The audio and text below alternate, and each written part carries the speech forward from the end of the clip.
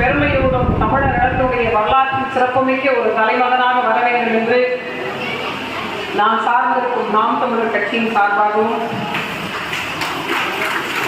அனைத்து மக்களின் சார்பாகவும் நெஞ்சார்ந்த வாழ்த்துக்களை சொல்கிறேன்.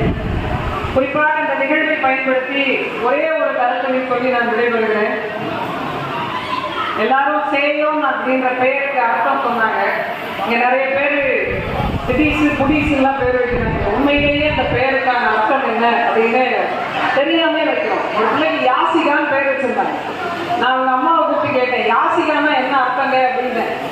அதெல்லாம் தெரியலங்க, யா யூ ஏ பேர் வச்சு சொன்னாங்க, அதனால யாசிகான்னு பேர் வச்சோம்னாங்க.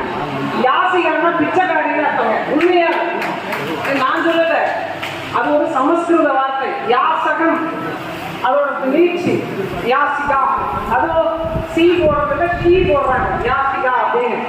அப்படி வைக்கிறதுக்கு பதிலாக சோசியல் சொன்ன மாதிரி யாரு ஏன்னு பேர் வச்சுக்கலாம்ல, அது நல்லா இருக்கும் பாருங்க. ஒரு பெயருக்கு என்று ஒரு வரலாறு இருக்க வேண்டும், ஒரு பெயருக்கு என்று ஒரு தனித்துவம் இருக்க வேண்டும்.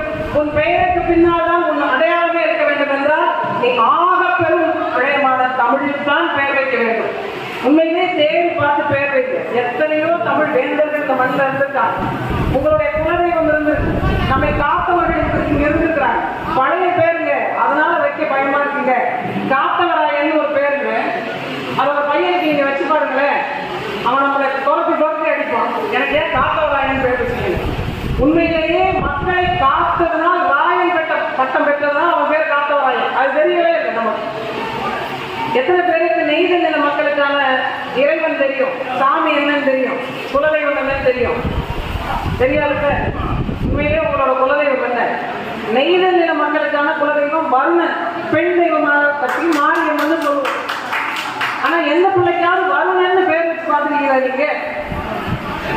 ஒரு வரலாற்றை மறந்து போன இனமில் வருணன்ற பேரை நம்ம வைக்கிறது இல்லை, ராவணன்ற பேர் வைக்கிறது இல்லை. ராவணனாலே பயங்கரமானவன் நினைக்கிறாங்க. உங்களுடைய பாட்டன் உங்கள் குலத்தில் பிறக்காம வேறொரு குலத்தில் பிறக்க முடியும். இந்த பேரை தான் தேடி வைக்கிறது. அதனால அழகான தமிழ் பெயர், 1000 அல்ல, லட்சம் அல்ல, கோடிக்கணக்கான தமிழ் பெயர்கள் இருக்கு. உங்கள் பிள்ளைகளுக்கு நல்ல தமிழ் பெயரை சூட்டுங்கள்.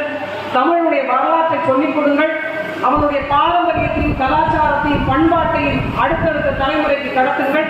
வரலாற்றை தெரிந்து கொள்ளாத இன்னும் ஒருபோதும் வாழாது என்பதற்கு இணங்க அந்த வரலாற்று புரிதலோடு இருக்கக்கூடிய மரியாதைக்குரிய அப்பா காளி ராமலிங்கம் அவர்கள் தன் பிள்ளைக்கு, தன் பேர பிள்ளைக்கு சேயோன் என்ற பெயர் வைத்தது போன்றே நீங்களும் தமிழ் மக்களுடைய பெயர்களை சூட்டுங்கள். அந்த பிள்ளைகள் வளர்வதற்கான அறிவையும் ஆற்றலையும் கொடுங்கள். வெறும் பகட்டு வாழ்க்கை மட்டும்தான் பிள்ளைகளுக்கு சொந்தம் என்று தேடி வைப்பதை இன்றோடு விட்டுவிட்டு பண்பான பிள்ளையை வளர்த்தெடுப்பதுதான் ஒரு மிகப்பெரிய செயல் என்று நிரூபித்து காட்டுங்கள். அது போன்ற ஒரு பெரிய பண்பான பிள்ளையாக சேயோன் என்கின்ற எனது மருமகன் வளர வேண்டும், வாழ வேண்டும் என்று நான் வணங்கக்கூடிய தென்னாடுடைய சிவனையும் முருகனையும் தாலியையும் வேண்டி விடைபெறுகிறேன். நன்றி, வணக்கம்.